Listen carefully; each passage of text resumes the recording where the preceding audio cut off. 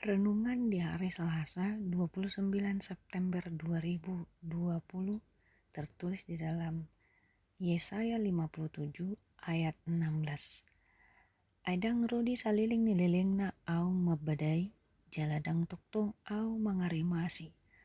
Adik tung mendate maun tordina sian joluku dohot roha aka nahu jadi huni. Dalam bahasa Indonesia dikatakan sebab bukan untuk selama-lamanya aku hendak berbantah, dan bukan untuk seterusnya aku hendak murka, supaya semangat mereka jangan lemah lesu di hadapanku, padahal akulah yang membuat nafas kehidupan. Orang tua mana yang tidak marah kalau anaknya berbuat salah? Pasti marah. Tapi apakah kemarahan itu selamanya? Tentu tidak. Sebagai orang tua, pasti dia akan kembali melindungi anaknya. Sebagai orang tua, pasti dia akan mengasihi anaknya. Tidak mungkin orang tua akan memberi ular saat anak meminta roti. Semarah-marahnya orang tua, pasti hatinya selalu luluh melihat tumbuh kembang anaknya. Meskipun kadang-kadang orang tua menguji kehebatan anaknya lewat pendidikan, menyekolahkan anaknya di sekolah yang disiplin, atau kadang-kadang menguji mereka dengan memberi uang jajan pas-pasan mungkin, atau dengan cara lain.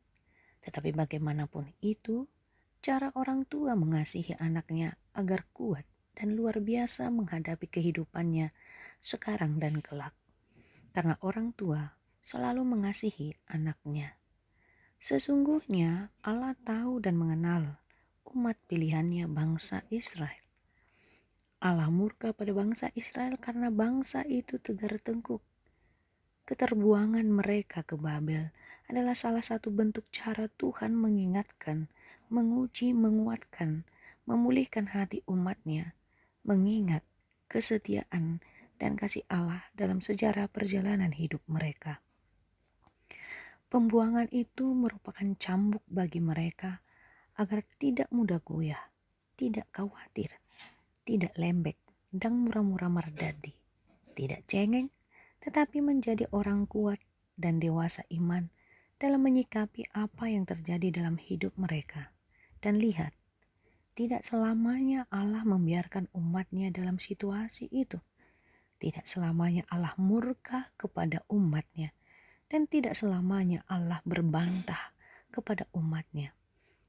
Tetapi Allah sendiri jugalah yang membebaskan mereka dari pembuangan tersebut. Kehidupan kita juga demikian halnya.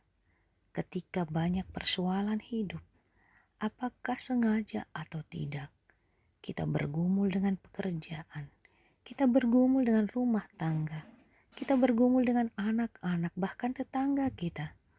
Kita bergumul dengan situasi, perubahan kehidupan, dan situasi yang saat ini kita rasakan karena pandemi COVID-19 ini.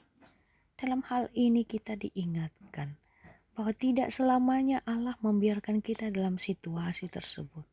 Tidak selamanya Allah membiarkan kita dalam pergumulan kita yang menyesakkan hidup kita. Tetapi ada waktunya kita lepas dari situasi itu. Dan kita akan memperoleh sukacita yang melimpah. Anggaplah bahwa itu sebagai cambuk untuk mengingatkan engkau dan memberikan semangat bagi kita agar semakin kuat, tidak mudah bersungut-sungut, tidak lembek, tetapi kita tahan uji dalam segala situasi dan pergumulan agar tetap menghargai kehidupan yang Tuhan berikan bagi kita. Tetaplah berbahagia, tetaplah bersukacita. Jangan ada hal apapun yang merenggut sukacita dan rasa bahagia itu daripadamu. Karena Allah sudah memberikan itu dalam kehidupan kita. Amin.